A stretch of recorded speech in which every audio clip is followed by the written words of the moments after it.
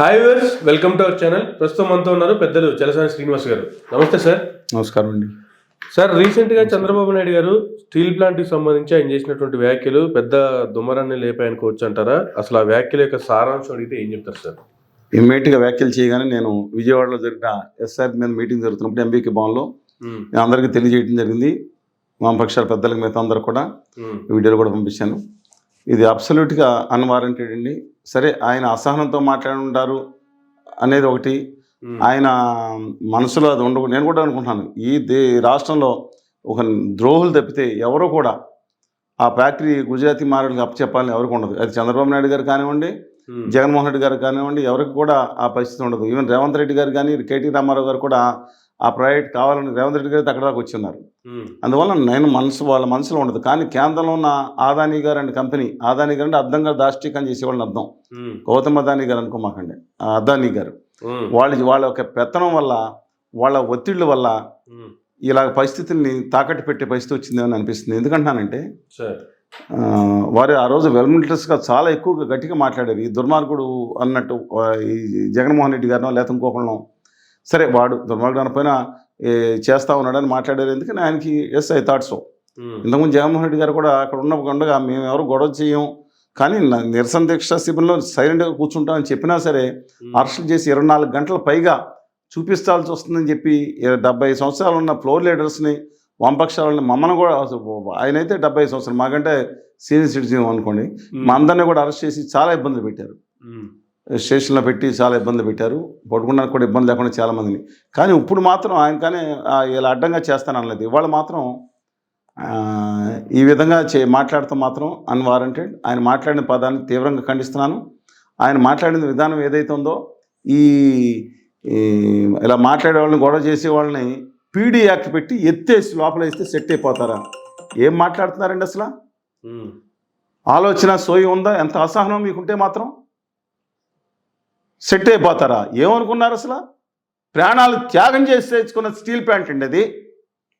మీ పక్కన ఉన్న ఆ ఉత్తర ఆర్య సనాతనవాది గారి గురించి, ఆమెన్ గారి గురించి నేను మాట్లాడను. ఎందుకంటే ఆయన ఎలా మాట్లాడుతున్నారు ఇంతకుముందే మాట్లాడారు. ఇవాళ వాళ్ళ ఫ్యాన్స్తో, కొంతమందితో, మీ వీరాభిమానులు వాళ్ళ కింద ఏం రాస్తున్నారు? తప్పే ఉంది, అమ్మేద్దాం, మన చేతిలో కాదు అని మాట్లాడుతున్నారా? మీరు ఏం సందేశం ఇవ్వబోతున్నారు ప్రజలకి? కరీంనగర్లోని రాజిరెడ్డో, లేదా గుప్తా గారో, లేదా వరంగల్లోనూ, అనంతపురంలో ఉన్న, పాలకుల్లో, శ్రీకాకుళంలో ఆత్మత్యాగాలు బలిదానంతో చేసిన, రక్త తర్పణంతో చేసుకున్న ఫ్యాక్టరీ అండి అది. మీకు తెలుసు ఆ విషయం. ఎందుకంటే మీరు కూడా ఉద్యమంలో, విశాఖ ఉక్కు కానీ ఉద్యమంలో ఉండే ఉంటారు. ఎందుకంటే ఆ రోజు మీరు చదువుతున్నారు కాబట్టి. కానీ ఆ ఉత్తర ఆర్య సనాతనవాది బ్యాచ్ చేసే, వ్యాపార బ్యాచ్ చేసి దానికి బానిసలైపోవడం తప్పు కదండి. ఇవాళ పర్ క్యాపిటా ఏదో ఉత్పత్తి గురించి మాట్లాడుతున్నాను. మీరు డబ్బులు ఇవ్వాలా ఉత్పత్తి? నేను అడుగుతున్నాను, సేల్ ప్లాంట్ కొన్న దాని మీద తలసరి ఉత్పత్తి ఈ ప్లాంట్లో ఎక్కువ ఉంది కదా, ఒక మనిషికి వచ్చే ఉత్పత్తి. ఏం అన్యాయం అండి ఇలా ఇది దుర్మార్గం కదా. ఇవాళ మీ ముగ్గురు కూడా కేంద్రంలో ఉన్న ఉత్తర భారతీయ జనతా పార్టీ అండ్ కంపెనీకి బానిసలుగా పనిచేస్తున్నారు లేదా అని ఆరోపణలు ఉన్నాయి. మీరు ఎవరినో మానేసి ఇచ్చేస్తున్నారు. ఇంకోటి కూడా చెప్తున్నాను, మీరు మాట్లాడే పద్ధతి ఎలా ఉందంటే, ఇవాళ దాన్ని చంపేసి దాని మిగతా వాళ్ళకి అప్పచెప్పి తప్పట్లేదా? మీరు ఎస్ యూ కమ్ ఫార్వర్డ్, మీరు ఏదైతే ఎలక్ట్రిసిటీ ఉందో ఈక్విటీగా మార్చాలని చేసే సంతోషం. కానీ ఇప్పుడు దాన్ని నాశనం చేసి ఎవరికి చేస్తున్నారు? ఇంకో మాట కూడా మాట్లాడారు, పక్కన వస్తుంది మార్వాడి నక్క పల్లి ఫ్యాక్టరీలో వస్తుంది అన్నారు. ఎస్, మార్వాడి ఫ్యాక్టరీ నక్కపల్లిలో వస్తుంది పక్కన. అది గ్యారంటీగా లాభంలో ఉంటుంది చూడండి. నన్ను మీరెవరు చెప్పడానికి అసలు? ఆ ఫ్యాక్టరీ బ్రాండ్ అంబాసిడరా? నా విశాఖపట్నం ఫ్యాక్టరీకి బ్రాండ్ అంబాసిడరా? మీరు నా తెలుగు జాతికి బ్రాండ్ అంబాసిడరా? ఆ మార్వాడికి బ్రాండ్ అంబాసిడర్ అండి. మార్వాడి కాదు, గుజరాతీ కావచ్చు. ఇక్కడ కుప్పలుగా ఆంధ్రప్రదేశ్ని ఎత్తిన పీఠం వేసి కూర్చున్నారు, తప్పులేదు, వ్యాపారం చేసుకోవచ్చు. మన హక్కులను దెబ్బకొడటానికి ఇదే బలహీన వర్గాల విద్యార్థులు కాగితాలు పట్టుకుని రికమెండేషన్ కోసం విజయవాడలో శాంతియుతంగా వెళ్తుంటే ఈ గుజరాతీలు వచ్చి చిత్తకొట్టును కొట్టి వాళ్ళు జైల్లో వేయించారండి చంద్రబాబు నాయుడు గారు మీ ఆధ్వర్యంలో. లాస్ట్ టైము మేము 2019 ముందు కంటే ఆ తర్వాత ఉధృతంగా ఉద్యమం చేసామండి మేము. ఆ తర్వాత 90% మీడియాలో వేయలేదు. ఎవరు మీడియాలు కానీ మేము ఐఎమ్ నాట్ రెస్పాన్సిబుల్. మాకు చర్చలు కూడా పిలవలేదు. అయినా మేము ఉద్యమం ఆపలేదు, ఉద్యమం చేస్తానన్నాం, రాష్ట్ర హక్కుల కోసం నిలబడతా ఉన్నాం. మీరు చేయాల్సింది, నేను కోరుకునేది, ఆ నక్కపల్లి ఫ్యాక్టరీ కోసం ఇప్పుడు ఇవాళ వామపక్ష యోధులు పంపించారు. 75,000 కోట్ల రూపాయలు మీరు రాయితీని ఇస్తున్నారు మాట నిజమేనా? సరే, సబ్జెక్టు కరెక్షన్. ఇవాళ స్టీల్ ప్లాంట్ నేను చెప్తున్నానండి, స్టీల్ ప్లాంట్కి ఇవాళ స్టీల్ ప్లాంట్కి కావాల్సింది ఏంటండి? మైన్స్ కూడా అక్కర్లేదని ఒక నీచులు బయలుదేరారండి ఈ రాష్ట్రంలోనే కొంతమంది చెత్త ఎతవలు. చంద్రబాబు నాయుడు గారు వాళ్ళని కట్టడి చేయండి దయచేసి, మీ హంబుల్ రిక్వెస్ట్ యూ. దానికి అక్కర్లేదండి. ఎంత అన్యాయం అండి, బాధగా ఉంది. దాన్ని చంపేయడానికి చూస్తున్నారండి. ఈ సంవత్సరంలో 6,000 మంది ఉద్యోగస్తులు, ఇద్దరు కాంట్రాక్ట్ లేబర్ కానీ పర్మనెంట్ ఎంపర్లు కానీ వాళ్ళని మెడపెట్టి బయటికి గంటేసిందండి యజమాన్యం. అందులో కొంతమంది భూమికి ఇక్కడ వాళ్ళ పిల్లలకు ఉద్యోగాలు వస్తాయనో, తెలుగు జాతికి లాభం జరుగుతుందో భూములు ఇచ్చిన వాళ్ళ కుటుంబాలు కూడా ఉన్నారండి. ఏం అన్యాయం అండి ఇది? జీతాలు ఇవ్వకుండా మెడపెట్టి VRS కూడా ఇవ్వటం న్యాయం అండి?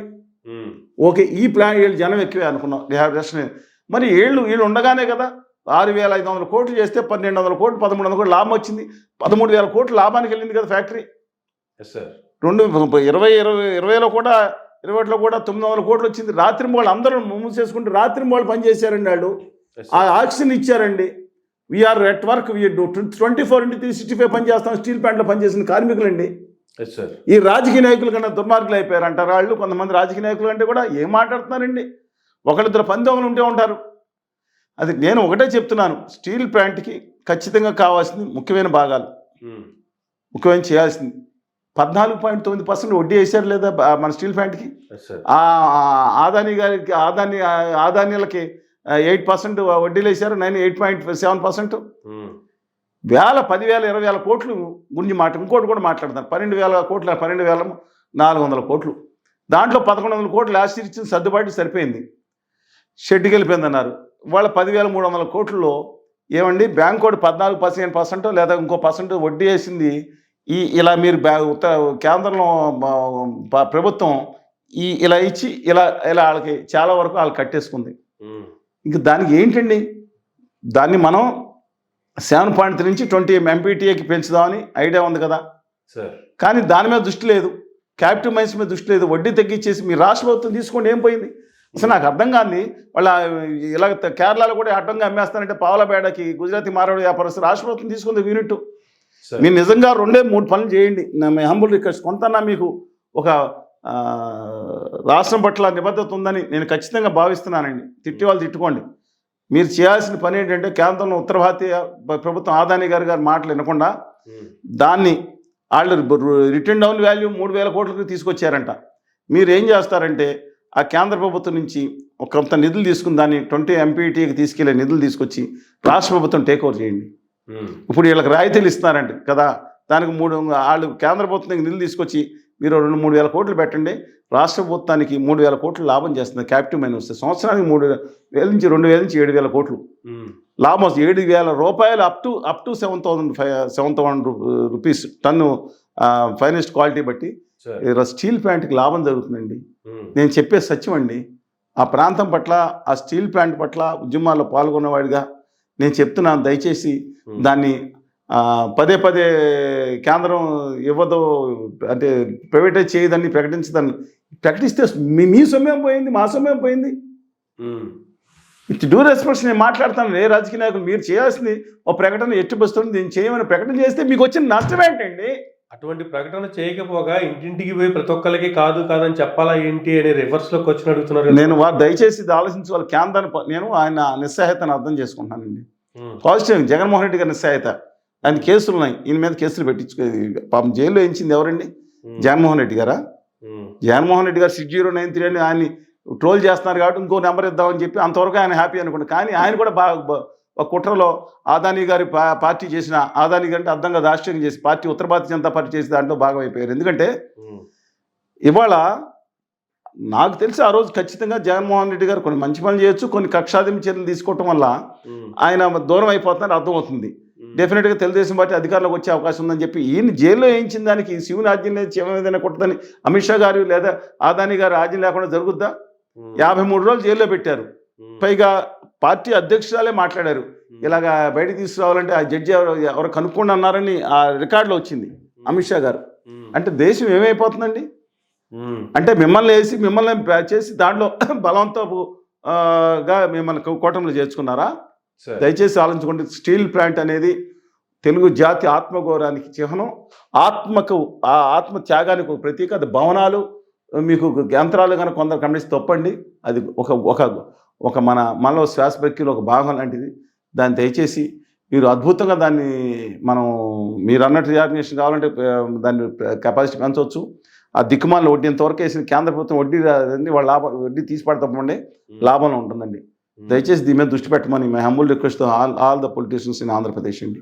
అంటే కార్మికుల వల్లే విశాఖ ఉక్కు ఫ్యాక్టరీ నాశనం అయినట్లుగా చంద్రబాబు నాయుడు గారు స్వయంగానే మాట్లాడుతున్నటువంటి మాటలు చూస్తే, అంటే ఇంకా విశాఖ ఉక్కుకి ప్రైవేటు వాళ్ళే దిక్కు అని క్లియర్. ఆ పక్క ఫ్యాక్టరీ చూడండి లాభం పడుతుందని చెప్పారంటే, మార్వాడి గారు నక్కపల్లి ఫ్యాక్టరీకి ఏంటంటే నాకు అర్థం కాదు. కాళ్ళు పట్టుకుంటాం, ఆదాయాన్ని గారు కాళ్ళు పట్టుకుని ఈడకాలు కాదండి. నా తెలుగు జాతి యువతకి నా humble request honourable chief minister of Andhra Pradesh, మన ప్రత్యేక హోదా వచ్చే రాయితీలు కనుక వస్తే ఏమండి, ఇక్కడే 10 లక్షల మంది నుంచి 15 లక్షల మంది యువత ఏదైతే కులం పట్టుకుని, మతం పట్టుకుని, సినిమా పిచ్చ పట్టుకుని, కుల పెచ్చతో మల పెచ్చతో రగిలిపోయిన ఫ్యాన్స్ని తెచ్చగొట్టే బ్యాచ్ కూడా ఒకటి చెప్తున్నాను. మీరు మీ కుటుంబంలో, నేను చెప్పింది నా మీద కొంచెం కోపం ఉండొచ్చు, ఆవేశం ఉండొచ్చు, మీ కుటుంబంలో మీ కుటుంబానికి గుర్తింపు వస్తుంది, మీ ఊరికి గుర్తింపు వస్తుంది, అక్కడ పెట్టుకోండి యూనిట్. అద్భుతంగా 100% ఎగ్జామ్షన్స్ ఉంటాయి కేంద్ర ప్రభుత్వం. మన హక్కు అది, భిక్ష కాదండి. వీళ్ళు కాడి పడతపోయారండి ఒక్కొక్కళ్ళు. ఈ నాయకులందరూ ఆత్మత్యాగం పక్కన పెట్టి వాళ్ళు రాష్ట్రాన్ని త్యాగం చేశారండి.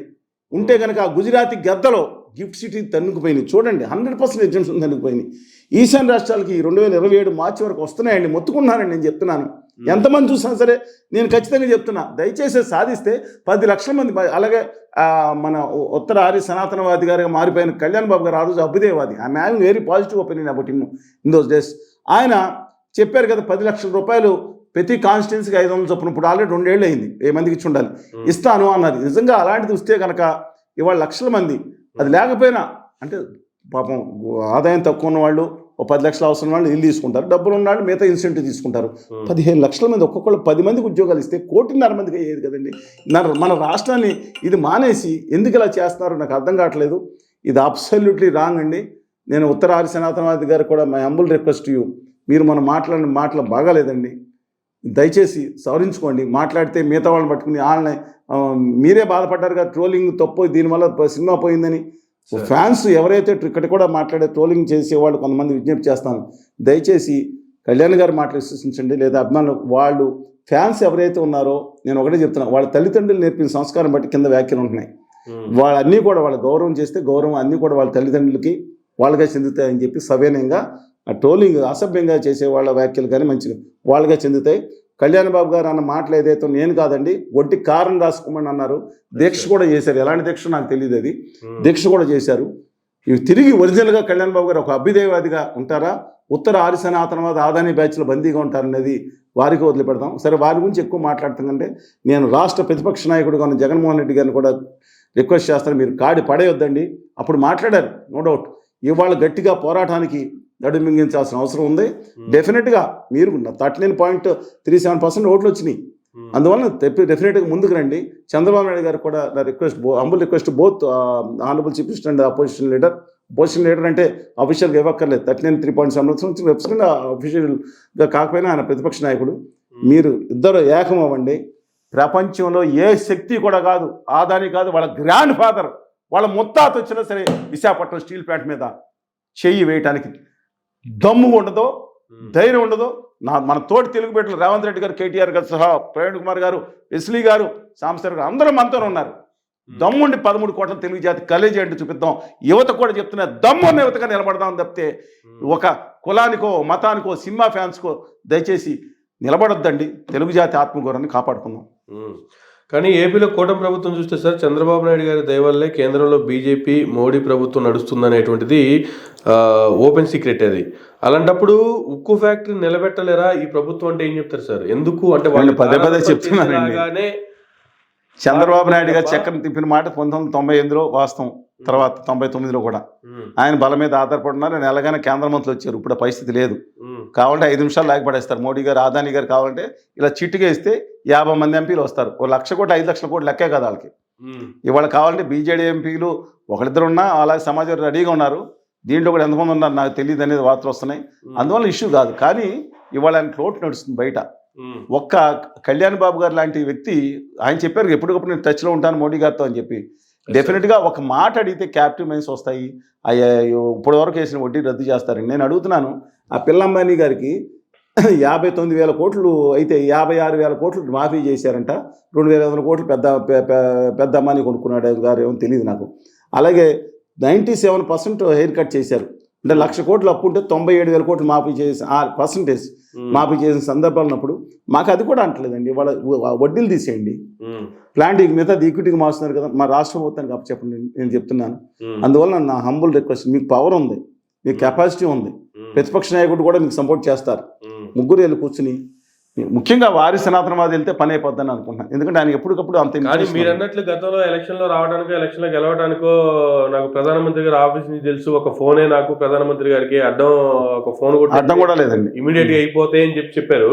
కానీ అధికారంలోకి వచ్చిన తర్వాత అది మనం మాట్లాడుకున్నట్టు, మనం కూర్చొని మాట్లాడుకున్నట్టు కాదు, అది ఢిల్లీ వెళ్ళి మాట్లాడడం అంత ఈజీగా. ఢిల్లీకి వెళ్ళి మాట్లాడుకోవడం సార్, ఢిల్లీ అమెరికా వెళ్తున్నారు, రష్యా వెళ్తున్నారు, ఢిల్లీ వెళ్తానికి ఏమైందని నాకు అర్థం కాదు.